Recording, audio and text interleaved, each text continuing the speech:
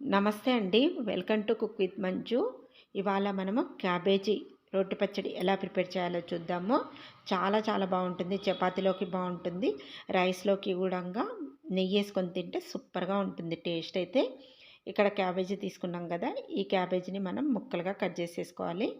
ఇలా మీడియం సైజుగా ముక్కలుగా వచ్చేటట్టు క్యాబేజీని కట్ చేసేసుకోవాలి. ఇలా కట్ చేసుకున్న ఈ క్యాబేజీని మంచిగా ఒక 2-3 సార్లు కడిగేసుకోవాలి.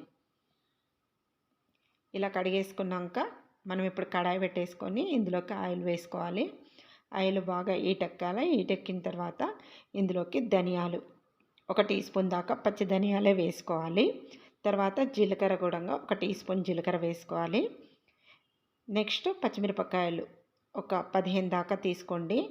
కొంచెం కారం ఎక్కువగానే ఉంటే బాగుంటుంది రోటి పచ్చడికి. ఇలా తీసుకున్నాక ఇలా మధ్యలోకి తుంచి వేసేసుకోండి పచ్చిమిర్చిని. ఈ పచ్చిమిర్చిని నూనెలో కాసేపు మగ్గనివ్వాలి. మంచిగా కాసేపు నూనెలో మగ్గాలి, అలానే బాగుంటుంది పచ్చడి. ఇలా మంచిగా మగ్గిన తర్వాతనే మీరు ఇందులోకి క్యాబేజ్ అనేది యాడ్ చేసేసుకోవాలి. ముందు వేయొద్దు, పచ్చివాసన వస్తుందన్నమాట. ముందు వేస్తే కారం కూడా ఎక్కువైతుంది. కాబట్టి మంచిగా మగ్గిన తర్వాత ఇప్పుడు ఇందులోకి క్యాబేజ్ వేసేసుకుందాం. ఇలా క్యాబేజ్ వేసేసుకున్న తర్వాత క్యాబేజీని కాసేపు నూనెలో మగ్గనివ్వాలి. మంచిగా కలుపుకోవాలి. ఇలా కలిపేసుకున్న తర్వాత ఇప్పుడు మనము ఇందులోకి కొన్ని వెల్లుల్లిపాయలు వేసుకోవాలి. ఆ తర్వాత కొద్దిగా చింతపండు కూడా వేసుకోవాలి. చింతపండు ప్లేస్లో మీరు టమాటా కూడా వాడచ్చు, కానీ చింతపండు వేసుకుంటే రుచి చాలా బాగుంటుంది. ఇలా కాస్త చింతపండు వేసేసుకోండి. తర్వాత కొద్దిగా పసుపు వేసుకోండి. వేసేసుకున్న తర్వాత మంచిగా కలుపుకోవాలి. మంచిగా కలుపుకున్న తర్వాత ఈ చింతపండును కాసేపు మగ్గనివ్వాలి. క్యాబేజీతో పాటు మగ్గాలి. తర్వాత ఇప్పుడు ఇందులోకి చింతపండు మగ్గిన తర్వాత మనం దించే ముందు కొత్తిమీర వేసుకోవాలి. ఒక 2 నిమిషాల వరకు ఈ క్యాబేజీని మగ్గించుకుంటే సరిపోతుంది, ఎక్కువగా అవసరం లేదు. కొత్తిమీర వేసేసుకున్నాం కదా, ఇప్పుడు ఇందులోకి కొబ్బరి పొడి యాడ్ చేసుకోండి. బాగుంటుంది కొబ్బరి పొడి వేసుకుంటే. కొబ్బరి ముక్కలన్నా వేసుకోండి, లేదంటే డెసికేటెడ్ కోకోనట్ పౌడర్ ఉంటుంది కదా, అదన్నా వేసుకోండి. రుచి చాలా బాగుంటుంది కొబ్బరి వేసుకోవడం వల్ల. ఇక్కడైతే నేను 1 టేబుల్ స్పూన్ దాకా డెసికేటెడ్ కోకోనట్ పౌడర్ వేస్తున్నాను. వేసేసుకున్న తర్వాత మంచిగా కలుపుకోవాలి. ఈ కొబ్బరి పొడి అంతా క్యాబేజీలో కలిసేటట్టు కలిపేసుకోవాలి. ఇలా మంచిగా కలుపుకున్న తర్వాత ఇప్పుడు స్టవ్ కట్టేసుకొని మంచిగా చల్లారిన తర్వాత మిక్సీ పట్టుకోవాలి.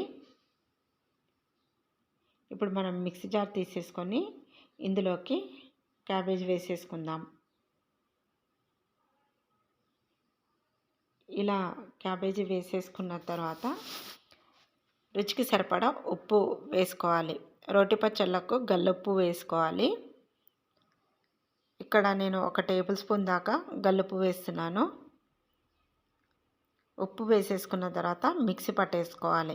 మిక్సీ అనేది బాగా మెత్తగా పట్టొద్దండి. మనం రోట్లో రుబ్బుకుంటే ఎలా ఉంటుందో పచ్చడి అలా వచ్చేటట్టుగా కొంచెం బరకగా ఉండేటట్టు మిక్సీ పట్టుకోండి. ఇలా మిక్సీ పట్టుకున్న తర్వాత ఇందులోకి పచ్చి ఉల్లిపాయలు వేసుకోండి. రుచి చాలా బాగుంటుంది. ఇలా ముక్కలుగా కట్ చేసుకొని వేసేసుకోండి. వేసుకున్న తర్వాత మంచిగా కలుపుకోవాలి, లేదంటే మిక్సీ పట్టండి. జస్ట్ స్విచ్ ఆన్ ఆఫ్ చేయండి అంతే. ఎక్కువగా మిక్సీ పట్టొద్దు. బాగా మనం తినేటప్పుడు ఈ ఉల్లిపాయలు క్రంచిగా తగులుతుండాలి. అలా ఉంటే బాగుంటుంది టేస్ట్. ఇప్పుడు ఇలా మిక్సీ పట్టుకున్నాం కదా, ఈ పచ్చడిని అంతా కూడా ఒక బౌల్లోకి వేసేసుకుందాం. చాలా బాగుంటుందండి. చాలా మటుకైతే క్యాబేజీ తినడానికి అంతగా ఇష్టపడరు కదా, ఇలా ఒకసారి పచ్చడి చేసి పెట్టండి. చాలా చాలా ఇష్టంగా తింటారు. రైస్లోకి బాగుంటుంది, రోటీలోకి కూడా బాగుంటుంది. మనం ఇప్పుడు పోపు వేసుకుందాం. చిన్న ప్యాన్ ఒకటి పెట్టేసుకొని ఆయిల్ వేసుకుందాం. పచ్చళ్ళకు కొంచెం ఆయిల్ ఎక్కువగానే ఉంటే బాగుంటుంది. ఆయిల్ వేసుకున్నాక కొంచెం హీట్ ఎక్కిన తర్వాత ఇందులోకి జీలకర్ర, ఆవాలు, మినపప్పు, పచ్చిశనగపప్పు ఇవన్నీ వేసేసుకున్న తర్వాత ఈ పప్పులు కాస్త వేగనివ్వండి. వేగిన తర్వాత ఇందులోకి ఒక ఎండుమిర్చి వేసేసుకోండి. తర్వాత కొద్దిగా కరివేపాకు వేసుకోవాలి. కొంచెం పసుపు వేసేసుకోండి.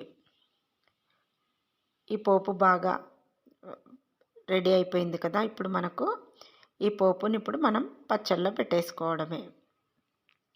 చాలా చాలా బాగుంటుంది. ఎప్పుడు క్యాబేజీ తోటి కర్రీస్ అలా చేస్తూ ఉంటాం కదా, పప్పు అలా కాకుండా ఈసారి ఇలా పచ్చడి చేయండి. రుచి చాలా అంటే చాలా బాగుంటుంది.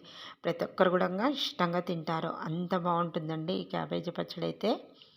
మరి మీరు తప్పకుండా ట్రై చేయండి. మీకు అందరికీ కూడా బాగా నచ్చుతుంది. ట్రై చేసిన తర్వాత ఎలా వచ్చిందో నాకు కామెంట్ రూపంలో తెలపండి. మరిన్ని ఇంట్రెస్టింగ్ వీడియోస్ కోసం ప్లీజ్ నా ఛానల్ని సబ్స్క్రైబ్ చేయండి. అలాగే లైక్ ఇవ్వడం మర్చిపోకండి. ప్లీజ్ అండి నాకు సపోర్ట్ చేస్తూ ఉండండి. Thanks for watching my video.